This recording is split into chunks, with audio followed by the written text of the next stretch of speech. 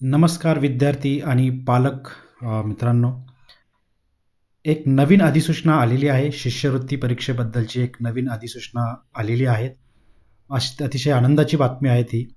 तर ही अधिसूचना कोणासाठी आहेत आणि कुणासाठी ही शिष्यवृत्ती परीक्षा आहे ते आपण बघूया. या व्हिडिओच्या माध्यमातून मी तुम्हाला याबद्दलची सगळी माहिती सांगणार आहे. सो शेवटपर्यंत ही व्हिडिओ बघा. सगळ्यात पहिले आपण बघूया की ही शिष्यवृत्तीची अधिसूचना कुणासाठी आलेली आहे. सगळ्यात पहिले ते प्राथमिक शिष्यवृत्ती परीक्षा इयत्ता 4थीचे विद्यार्थी आणि उच्च प्राथमिक शिष्यवृत्ती परीक्षा इयत्ता 7वीचे विद्यार्थी. तर याच्यासाठी एक अधिसूचना आलेली आहे. तर चला बघूया या व्हिडिओच्या माध्यमातून ही अधिसूचना काय आलेली आहे, कुणासाठी आहेत, याची परीक्षा फी किती असणार आहेत, परीक्षा कधी असणार आहेत आणि याच्यासाठी काय काय डॉक्युमेंट लागणार आहेत, हे सगळं आपण या व्हिडिओतून बघूया. त्याच्या अगोदर मित्रांनो प्लीज लाईक करा, सबस्क्राईब करा आणि प्लीज शेअर करा. चला पुढे बघूया आपण. या व्हिडिओमध्ये आपण पुढे बघणार आहोत की ही जी शिष्यवृत्ती परीक्षा आहेत इयत्ता 4थीसाठी आणि इयत्ता 7वीसाठी, तर यांचे परीक्षेचे वेळापत्रक कसे असणार आहेत, हे ऑनलाईन फॉर्म कसे भरायचे आहेत, या परीक्षेसाठी जे काही तुम्हाला फॉर्म भरायचे आहेत ते अर्ज कसे भरायचे आहेत ऑनलाईन, त्याचं पण वेळापत्रक पण बघणार आहोत. कधी भरायचे आहेत आणि कसे भरायचे आहेत, त्याच्यासाठी काय काय डॉक्युमेंट लागणार आहेत ते सगळं बघणार आहोत. त्याच्यानंतर आपण बघणार आहोत की परीक्षा शुल्क किती लागणार आहे, परीक्षा फी ह्या एक्झामसाठी किती लागणार आहेत ते बघणार आहोत. त्याच्यानंतर या परीक्षेच्या पात्रता व अटी काय आहेत ते आपण बघणार आहोत. त्याच्यानंतर ऑनलाईन अर्ज करताना, फॉर्म भरताना तुम्हाला कुठले कुठले कागदपत्र लागणार आहेत ते बघणार आहोत. आणि ही एक्झाम पास झाल्यानंतर, म्हणजे ही शिष्यवृत्तीची एक्झाम परीक्षा पास झाल्यानंतर तुम्हाला शिष्यवृत्तीची किती रक्कम आणि कशी भेटणार आहे तेही आपण बघणार आहोत. चला पुढे जाऊया. सगळ्यात पहिले आता आपण बघूया की ह्या शिष्यवृत्तीसाठी काय अधिसूचना आलेली आहे ती एकदम थोडक्यात बघूया आणि मग आपण पुढे या बाकीच्या गोष्टी बघूया. सगळ्यात पहिलं तर ही अधिसूचना अशी आलेली आहे की बघा, प्राथमिक शिष्यवृत्ती परीक्षा इयत्ता 4थी व उच्च प्राथमिक शिष्यवृत्ती परीक्षा इयत्ता 7वी दिनांक 26 एप्रिल 2026 रोजी आयोजित करण्याबाबत अधिसूचना. ओके. शासनमान्य शाळांमधून सन 2025-26 या शैक्षणिक वर्षात इयत्ता 4थीमध्ये प्रवेश घेतलेल्या विद्यार्थ्यांमधील प्राथमिक शिष्यवृत्ती परीक्षा व इयत्ता 7वीमध्ये प्रवेश घेतलेल्या विद्यार्थ्यांमधील उच्च प्राथमिक शिष्यवृत्ती परीक्षेस प्रविष्ट होण्यासाठी अधिसूचनेत नमूद केलेल्या अटी पूर्ण करणाऱ्या व या परीक्षेस प्रविष्ट होण्यास इच्छुक असणाऱ्या विद्यार्थ्यांचे ऑनलाईन आवेदनपत्र परिषदेच्या www.mscepune.in व https://pupps.smse.in या संकेतस्थळावर दिनांक 30/12/2025 रोजी पासून उपलब्ध करून देण्यात येत आहे. म्हणजे आता ही कालपासून ही अधिसूचना आलेली आहेत, त्याच्यामुळे आता फॉर्म हे आपण भरू शकतो. पण ही कुणाकुणासाठी? सगळ्यात पहिले तर 4थीमध्ये ज्यांनी आत्ता प्रवेश घेतलेला आहे आणि 7वीमध्ये ज्यांनी प्रवेश घेतलेला आहे अशा विद्यार्थ्यांसाठी ही अधिसूचना अतिशय महत्त्वाची आहे. त्यांच्यासाठी ही शिष्यवृत्ती एक्झाम आहे. पुढे बघूया. उपरोक्त परीक्षा 26 एप्रिल 2026 रोजी महाराष्ट्र राज्यातील सर्व जिल्ह्यांमध्ये एकाच वेळी घेण्यात येईल. 26 एप्रिल 2026 ही त्या परीक्षेचा दिनांक आहे आणि ही पूर्ण महाराष्ट्र राज्यात एकाच वेळेस सर्व जिल्ह्यांमध्ये घेण्यात येणार आहेत. एकच टायमिंग असणार आहे, सर्व जिल्ह्यांमध्ये एकच वेळ असणार आहे. त्याच्यानंतर परीक्षेचे वेळापत्रक व परीक्षेचे सविस्तर माहिती सोबतच्या अधिसूचनेमध्ये नमूद करण्यात आली आहे. आता ती अधिसूचनेमध्ये जे ज्या महत्त्वाच्या गोष्टी आहेत त्या मी आता तुम्हाला एक वन बाय वन सांगणार आहे. तर ही झाली अधिसूचना. पुढे येऊया. सगळ्यात पहिलं आता परीक्षेचं वेळापत्रक, म्हणजे परीक्षा कधी असणार आहेत आणि कसे विषय असणार आहेत ते आपण इथे बघूया. आता प्राथमिक शिष्यवृत्ती परीक्षा इयत्ता 4थी व उच्च प्राथमिक शिष्यवृत्ती परीक्षा इयत्ता 7वी दोन्हीसाठी एक्झाम कधी असणार आहे आपली? रविवार दिनांक 26 एप्रिल 2026 रोजी ही एक्झाम आपली होणार आहे, ही परीक्षा होणार आहे. आता याच्यासाठी कसं आहे, तुमचा पेपर 1 आणि पेपर 2 दोन पेपर असणार आहेत, बरोबर. आता पेपर 1 याचे विषय कुठले कुठले असणार आहे? तर पेपर 1 मध्ये विषय असणार आहे तुमचे प्रथम भाषा आणि गणित, बरोबर. आणि पेपर 2 जो असणार आहे त्याच्यासाठी तुमचे विषय असणार आहे तृतीय भाषा आणि बुद्धिमत्ता. तृतीय भाषा वगैरे कसं आहे ते त्याच्या अधिसूचनेमध्ये दिलेला आहे. त्याच्यासाठी मी एक अजून नवीन व्हिडिओ बनवणार आहे. या व्हिडिओनंतर तो व्हिडिओ पण आपला येईल. त्याच्यासाठी तुम्ही चॅनलला सबस्क्राईब करून ठेवा, जेणेकरून जे काही नवीन व्हिडिओज येतील, नवीन माहिती येईल, लेटेस्ट अपडेट्स येतील, त्याची नोटिफिकेशन तुम्हाला भेटतील.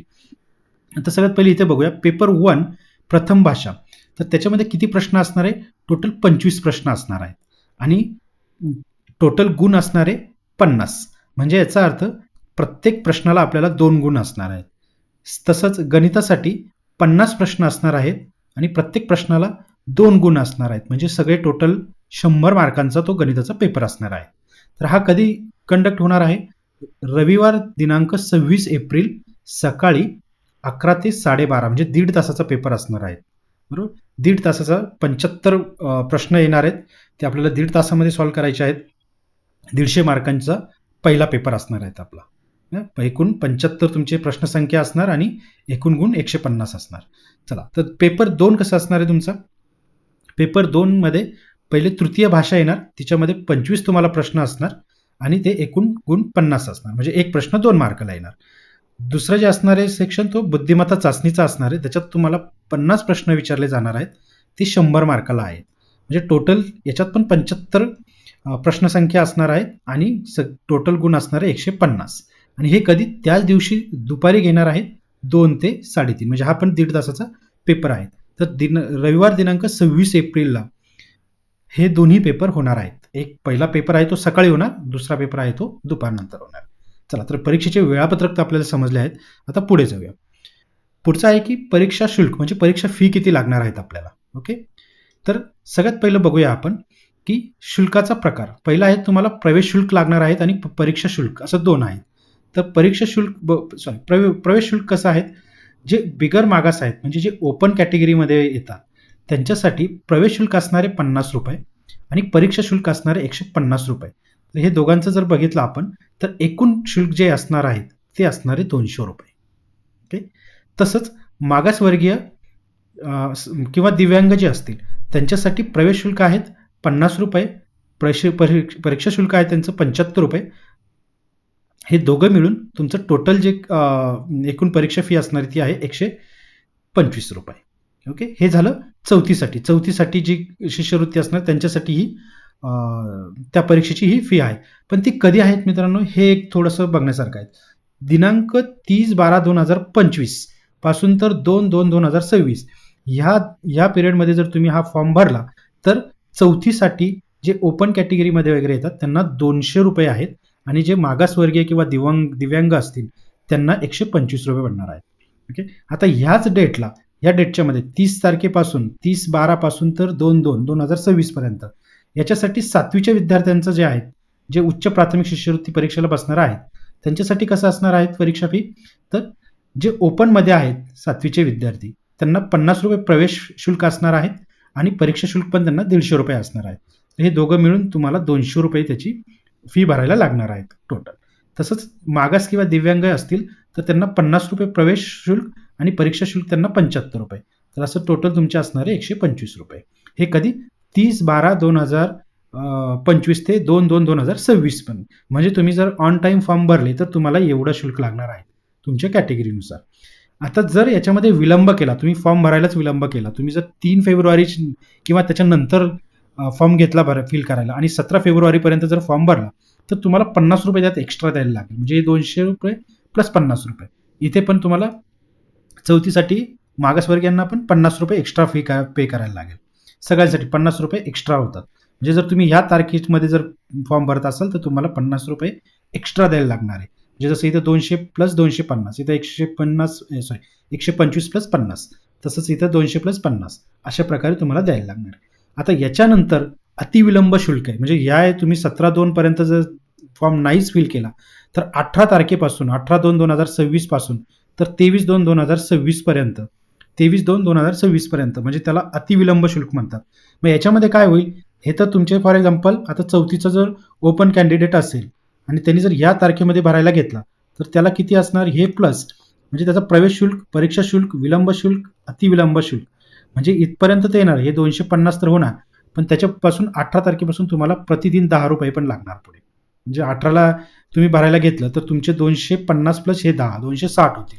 19 तारखेला घेतलं तर तुमचे 270 रुपये होतील. म्हणजे असे 10 रुपये प्रतिदिन तुमचे वाढत जाणार. आता तरी पण तुम्ही जर 23 तारखेपर्यंत नाहीच भरला आणि 24 तारखेला भरायला गेले, 24/2/2026, तर तुम्हाला 20 रुपये प्रतिदिनने होणार. इथं तर 10 रुपये होते, पण आता इथं 20 रुपये प्रतिदिनने तुम्हाला भरायला लागणार. पण एवढा वेळ वाट बघू नका. आपलं पहिलाच जे आहेत सेक्शन, याच्यामध्ये तुम्ही ह्याच तारखेमध्ये तुम्ही ते भरून द्या. आता हा झाला परीक्षा शुल्काबद्दलची डिटेल्स. पुढे बघूया. आता पात्रता व अटी.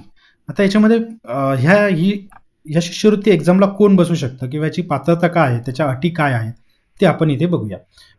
ओके. आता सगळ्यात पहिली अट आहे त्यांची, की रहिवासी हा विद्यार्थी जो आहे तो महाराष्ट्राचा रहिवासी असावा. ठीक आहे, ही त्यांची पहिली अट आहे. दुसरी अट आहे शाळा. जी काही शाळा असेल, कुठली शाळा आहे त्याला इलिजिबल होणार आहे, शासन मान्य, म्हणजे सरकारी असेल, अनुदानित असेल, खाजगी असेल, पण ती कशी असली पाहिजे, शासन मान्य असली पाहिजे. ओके. शासन मान्य शाळेत इयत्ता 4थी किंवा 7वी मध्ये विद्यार्थी शिकत असावा. ओके. तिसरी जी अट आहे त्यांची, ती काय, वयोमर्यादा 1 जून 2025, हे 2025 आहे. 1 जून 2025 रोजी इयत्ता 4थी कमाल, म्हणजे जास्तीत जास्त वय किती असायला पाहिजे, 10 वर्ष असायला पाहिजे. जर दिव्यांग असेल तर 14 वर्ष असायला पाहिजे. आणि 7वीच्या विद्यार्थ्यांसाठी जास्तीत जास्त 13 वर्ष असायला हवे आणि दिव्यांग असेल तर 17 वर्ष असायला हवे. ही एक तिसरी अट झाली. त्याच्यानंतर काय आहे, गुण प्रत्येक पेपरमध्ये किमान 40% गुण मिळवणे आवश्यक आहे. ओके. आणि त्याच्या पुढचे काय म्हटलंय त्यांनी, सीबीएसई किंवा ICSCचे जे विद्यार्थी असेल ते गुणवत्ता यादीत येतील, पण त्यांना शिष्यवृत्तीची रक्कम मिळणार नाही. ओके. म्हणजे हे जे विद्यार्थी, त्यांनी हे लक्षात घेतलं पाहिजे की तुम्ही त्या गुणवत्ता यादीत याल, तुम्ही रँकिंगमध्ये याल, पण तुम्हाला त्याची शिष्यवृत्ती रक्कम मिळणार नाहीये. ह्या झाल्या त्याच्या पात्रता व अटी. तर पुढे बघूया आपण. आता ऑनलाईन अर्जपत्र भरताना आवश्यक कागदपत्रे. आता हे जे अर्ज आहेत मित्रांनो, हे विद्यार्थ्याला किंवा पालकांना भरायचे नाही आहेत. याच्यासाठी तुम्हाला जे शाळेचे मुख्याध्यापक असतील त्यांना जाऊन भेटायचे आहेत आणि त्यांना जे काही कागदपत्र लागतील आपल्या विद्यार्थ्याचे, ते कागदपत्र त्यांना द्यायचे आहेत. तुम्हाला फॉर्म भरायचा नाही आहे, तुम्हाला फक्त विद्यार्थ्याचे डॉक्युमेंट्स, कागदपत्र हे मुख्याध्यापकांना द्यायचे आहेत. ही शाळा किंवा जे कोणी असणार आहेत शाळेतले कर्मचारी, ते हा फॉर्म भरणार आहे, विद्यार्थ्यांच्या वतीने ते फॉर्म भरणार आहे, पण त्यांना कागदपत्र आपल्याला द्यायचे आहेत. मग आता याच्यात कागदपत्र कुठले कुठले द्यायचे आहेत आपल्या शाळेला, तर विद्यार्थ्याचे आवेदनपत्र भरण्यासाठी आधार कार्ड क्रमांक किंवा आधार कार्ड किंवा आधार एनरोलमेंट. आता आधार एनरोलमेंट म्हणजे काय, की कदाचित आपण एखाद्या विद्यार्थ्यांनी अजून आधार कार्ड काढलेलंच नसेल, तर मग आता जा आणि आधार कार्ड सेंटरमध्ये ते आधार कार्ड काढा. तर तुम्हाला आधार कार्ड लगेच भेटणार नाही, त्याला 1-1.5 महिना तरी लागतो. मग त्याच्यासाठी काय, की जेव्हा तुम्ही त्या आधार सेंटरला जाल आणि आधार कार्ड ॲप्लिकेशन देणार, तेव्हा ते तुम्हाला एक एनरोलमेंट नंबर देतात. जोपर्यंत आधार कार्ड येत नाही तोपर्यंत तो एनरोलमेंट नंबर आपण वापरू शकतो. तो त्याचाच एक पार्ट असतो. म्हणजे एनरोलमेंट नंबर एक ते आपल्याला देत असतात. तो एनरोलमेंट नंबर म्हणजे जी काही ते आपल्याला तुम्हाला एक पावती देणार आधार कार्ड सेंटरवाले, ती त्याच्यावरती तुमचा एनरोलमेंट नंबर असणार. ती एनरोलमेंटची पावती ती तुम्हाला शाळेमध्ये जमा करायची, मुख्याध्यापकांकडे द्यायची आहे. एक तर आधार कार्ड द्या, नसेल तर एनरोलमेंटची जी काही पावती मिळाली असेल ती द्यायची. ती अनिवार्य आहेत, ती डॉक्युमेंट लागणार आहेत. दुसरं काय आहे, जातं जेवढं मी त्यांचं अधिसूचना वाचलेली आहे, GR वाचलेला आहे, त्याच्यामध्ये फक्त विद्यार्थ्याचं आधार कार्ड सांगितलेलं आहे. त्याच्या व्यतिरिक्त कुठलं डॉक्युमेंट त्यांनी मेन्शन केलेलं नाही आहे. आणि अजून एका ठिकाणी त्यांनी म्हटलंय की ऑनलाईन आवेदनपत्रासाठी विद्यार्थ्याचा फोटो आवश्यक आहे, तर विद्यार्थ्याचा फोटोही जमा करा. अजून जर काही कागदपत्र सांगितले मुख्याध्यापकांनी तर ते पण द्या, पण एवढेच तर आधार कार्ड आणि विद्यार्थ्याचा फोटो देणं गरजेचं आहे. स्वाक्षरी वगैरे व्यवस्थित करायला सांगा विद्यार्थ्याची, घरी पाहिजे तर 1-2दा त्याच्याकडनं राईट करून घ्या की काय स्वाक्षरी करतोय. कारण विद्यार्थ्याचा फोटो आणि स्वाक्षरी हे दोन्ही मिळून स्कूलला ते अपलोड करायचे आहेत. जेव्हा विद्यार्थ्याचा ते फॉर्म भरतील तेव्हा हे दोन्ही गोष्टी त्यांना तिथे अपलोड करायचे, स्कॅन करून ते अपलोड करणार आहेत. त्याच्यामुळे हे एकदम व्यवस्थित असू द्या. तीच स्वाक्षरी विद्यार्थ्याला सांगा की तुमच्या एक्झामचे जे काय असेल त्याच्यावरती पण आली पाहिजे किंवा सगळ्या ठिकाणी आली पाहिजे. ओके, तर चला पुढे जाऊया. आता शिष्यवृत्तीची रक्कम. आता ज्या विद्यार्थ्यांना शिष्यवृत्ती मिळणार आहे तर त्याची रक्कम किती असणार आहे, तर इयत्ता 4थीसाठी दरमहा 500 रुपये असणार आहेत. महिन्याला 500 रुपये भेटणार. किती दिवस भेटणार ते, तर पुढच्या येत्या 3 वर्षासाठी त्या विद्यार्थ्याला 500 रुपये हे भेटणार आहे. 4थीच्या विद्यार्थ्याला जर शिष्यवृत्ती मिळाली तर. आता 7वीच्या विद्यार्थ्याला जर शिष्यवृत्ती मिळाली तर त्याला 750 रुपये दर महिन्याला भेटणार आहेत पुढच्या 3 वर्षांसाठी. तर ही शिष्यवृत्तीची रक्कम त्यांनी ठरवलेली आहे. अजून पुढे जाऊया. आता ही परीक्षा देण्याचे फायदे काय, म्हणजे शिष्यवृत्ती भेटेल. हा तर त्याच्यातला एक चांगला पॉइंट आहे. आर्थिक सहाय्य होणारच आहे. पण अजून काय फायदे होणार आहेत? तर आपण ते बघूया परीक्षेचे जे फायदे आहेत. तर सगळ्यात पहिलं तर आर्थिक सहाय्य होणार आहे. म्हणजे 4थीच्या विद्यार्थ्यांसाठी ₹500 प्रति महिना भेटणार आहे आणि 7वीच्या विद्यार्थ्यांसाठी ₹750 प्रति महिना भेटणार आहे. हे त्याचा पहिला फायदा झाला.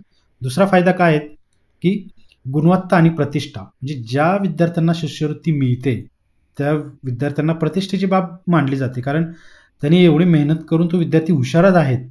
शिष्यवृत्ती मिळवण्याचा तो कॅपेबल आहे. त्यांनी ते दाखवून दिलेलं आहे. याचा अर्थ तो गुणवंत विद्यार्थी आहे आणि त्याला समाजात प्रतिष्ठा मिळते म्हणजे मिळतेच. ज्या विद्यार्थी पास होऊन रँकिंगमध्ये येतात, तर त्या विद्यार्थ्यांना ते प्रतिष्ठा मिळते आणि ते अभिमानाची बाब आहे. त्या विद्यार्थ्यासाठी पण आणि त्याच्या पालकांसाठी पण आणि त्या शाळेसाठी पण. तर तिसरं बघूया आपण परीक्षेचा फायदा काय? भविष्यासाठी प्रोत्साहन. बरोबर. आता जर असं ज्यावेळेस एखादा विद्यार्थी त्याला शिष्यवृत्ती मिळते, त्याला तो रँकमध्ये येतो. त्याची जेव्हा सगळीकडे त्याला शाबासकी मिळते, त्या त्या ती नुसती तीच गोष्ट नसते. ती भविष्यामध्ये त्याला प्रोत्साहन भेटत असतं, की "अरे बाबा, मी म्हणजे माझ्यामध्ये काहीतरी आहेत आणि मी हे सगळं करू शकतो आणि जर मी हे केलं, अचीव्ह केलं, तर आपल्याला सगळीकडून शाबासकी मिळते आणि वरून इथं आर्थिक सहाय्य पण मिळतंय." म्हणजे याचा अर्थ काय होतो, ही परीक्षा विद्यार्थ्यांसाठी स्पर्धेसाठी आणि उच्च शिक्षणासाठी प्रेरित पण करते. मग तो विद्यार्थी पुढे जाऊन असे जे काही स्पर्धा येतात, स्पर्धा परीक्षा असतील, कुठलीही स्पर्धा असतील जगात, तर अशा विद्यार्थ्यांना ऑलरेडी अनुभव आलेला असतो, एक्सपिरियन्स असतो. हे विद्यार्थी त्यांच्या भविष्यासाठी तयार होत असतात. पुढचं आहे की राज्यव्यापी ओळख. ह्या एक खूप छान छान पॉईंट दिलेला आहे त्यांनी त्यांच्या जे-आरमध्ये, की राज्यस्तरीय आणि जिल्हास्तरीय गुणवत्ता यादीत स्थान मिळवणाऱ्या विद्यार्थ्यांचा विशेष सत्कार आणि गौरव केला जाईल. महाराष्ट्र शासन त्यांचा सत्कार आणि गौरव करणार आहे. राज्यव्यापी ओळख मिळणार आहे त्या विद्यार्थ्याला. म्हणजे परीक्षा दिल्यानंतर बघा किती त्याचा फायदा होणार आहे त्या विद्यार्थ्यांना. त्याच्यानंतर शिक्षकांना पण याचा फायदा होणार आहे. शिक्षकांच्या गुणवत्तेचे मूल्यांकन होणार आहे. जे विद्यार्थी ज्यांना आता हे शिष्यवृत्ती मिळणार आहे, तर ऑफकोर्स त्या शिक्षकांनी त्या विद्यार्थ्यांना त्या चांगल्या पद्धतीनं शिकवलेलं असेल, म्हणूनच त्या विद्यार्थ्यांना यश पण मिळालेलं असेल. विद्यार्थ्यांची मेहनत प्लस शिक्षकांची मेहनत पण आहे तिथे. म्हणून त्यासुद्धा शिक्षकांच्या गुणवत्तेचं मूल्यांकन होणार आहे. तर त्यांनी दिलेलं आहे तसं. आणि हे बघा की सर्वांसाठी संधी आहेत. सगळ्यांसाठी संदेश जे शहरी असेल किंवा ग्रामीण असेल, तर शहरी किंवा ग्रामीण भागातील गरीब हुशार विद्यार्थ्यांसाठी समान संधी आहेत. म्हणजे कोणी मागे राहू शकत नाही याच्यामध्ये. सगळ्यांना समान संधी मिळालेली आहे. हे सगळे या परीक्षेचे फायदे आहेत. ही माहिती कशी वाटली मित्रांनो? माहिती चांगली वाटली असेल तर कृपया लाईक करा, शेअर करा, जेणेकरून तुम्हाला आणि सबस्क्राईब करा, जेणेकरून काही नवीन नोटिफिकेशन येतील ते तुम्हाला लगेच कळतील. धन्यवाद मित्रांनो.